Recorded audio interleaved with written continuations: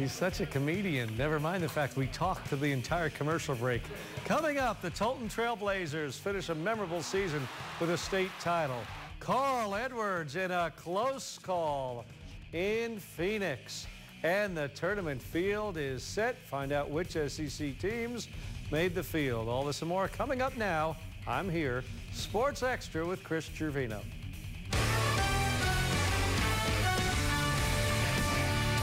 Jim Reek is on his way out. Now it's our turn. Hello, everyone. Welcome to Sports Extra with Chris Gervino. Hope you had a wonderful weekend. Glad you're making us part of it before it officially ends here in about 90 minutes or so. You know, we're just 4 races into the NASCAR season, and there have already been a pair of photo finishes, including one today. And the one today included Columbia's own Carl Edwards. What a race. What a beautiful day for racing in the desert out in Phoenix. Third caution flag of the day comes out. Ricky Stenhouse Jr. into the wall, and Edwards would take the lead. On the restart after the Ricky Stenhouse Jr. caution, Kevin Harvick on the outside passes Carl Edwards for the lead. Edwards had led 65 laps in this one, but it was Harvick and Edwards battling it out all day long. 78 laps to go. Harvick retakes the lead from Carl Edwards with a pass on the inside, and Harvick is chasing his 6th win of the track. Now time for the photo finish. Look how exciting, how close this was. Both nearly wrecked as they were dueling in the desert. And at the line, Kevin Harvick would prevail, taking the checkered flag by just 1/100th of a second, the closest finish ever in Phoenix. Carl Edwards, a very close second. Well, the Mizzou women's basketball team will learn its fate tomorrow for postseason play. The Tigers look to get into the NCAA tournament for the first time since 2006. 2 weeks ago, they lost to Auburn in the SEC quarterfinals. And while Missouri likely hurt its seeding for the national tournament with its current 3-game losing streak, they are expected to receive a bid. Mizzou finished the season 21-9, including the tournament game, and they went 8-8 in regular season SEC play. The Mizzou softball team split a doubleheader with Ole Miss on this Sunday, winning the opener by a score of 2-0. Game 2, Ole Miss came back with a vengeance, scoring all 9 of its runs in the 3rd inning as Ole Miss earns a split 9-5 over the Missouri Tigers softball team, but Mizzou wins the series 2-1.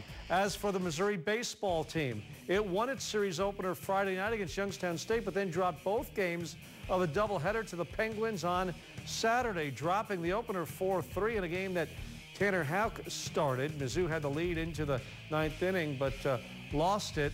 And the Penguins then went on to complete a sweep in the nightcap. So Youngstown State wins the series from Missouri. The Tiger baseball team, now 13-5, will play Southeast Missouri State.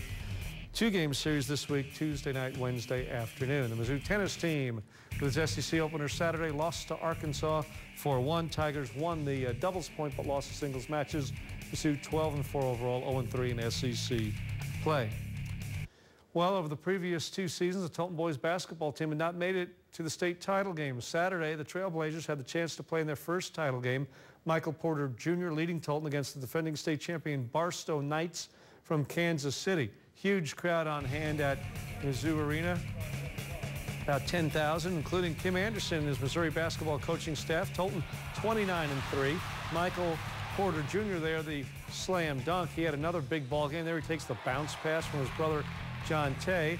Tolton led by 4 points, 31-27 at halftime. Fourth quarter, though, here come the Barstow Knights.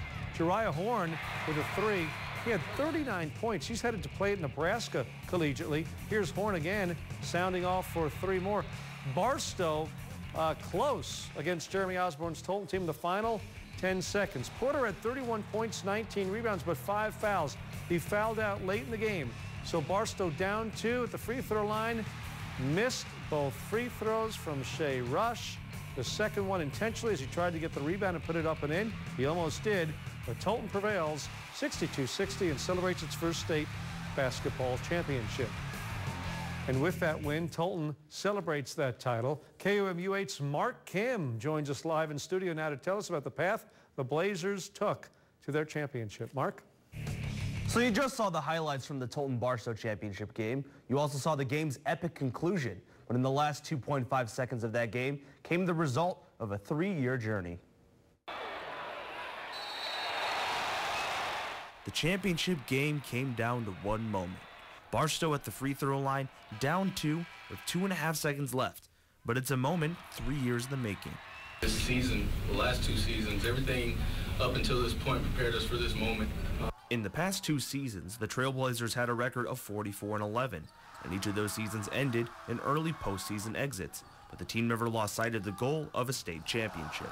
We worry about, what we can control, and what we can control is what happens within this program and what happens in between the lines when we step on the floor. So our guys just did a really good job of trusting the process. This season, the Trailblazers went 29-3 heading into the state championship game. And throughout most of the game, it seemed Tolton was going to take this game easily, until Barstow went on an 8-3 run in the final 90 seconds of the game, which leads us back to the moment. But this time, the Trailblazers were ready to seize the moment. At that moment, you just gotta find a way to win. You gotta grind it out. And luckily, he missed the first. We knew he'd have to miss the second. And our guys did a good job of trying to tip it in the air and let the clock run. Hey, we'll take it any way we can get it.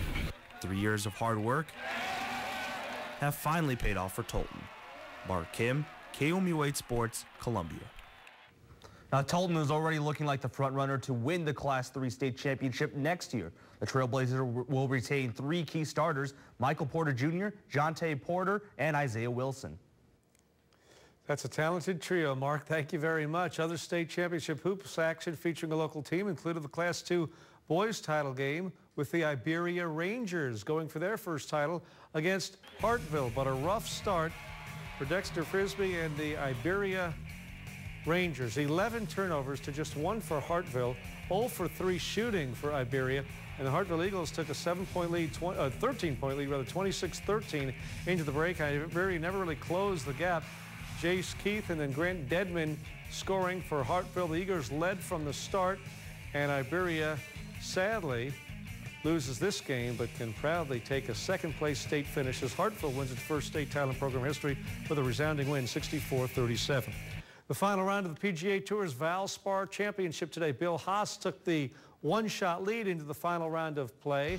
Charles Schwartzel, a Masters winner a few years back, on 13 makes a spectacular putt for birdie. He got to 5 under par, close to the lead. Then on number 12, Bill Haas putts for birdie and makes it to stand alone at 8 under par. Schwartzel on the 17th hole is 6 under, 2 shots back, working to get closer, had the putter going. He drains that one, 7 under for the day. After a bogey on 17, Haas on 18 has a long putt for birdie and the victory, but he misses by inches. They went to a playoff. Back to 18, sudden death. Haas for par, misses just left, and that set up Schwartzel for a par putt that he could win, and he drains it to come from 5 shots back to win the Valspar Invitational.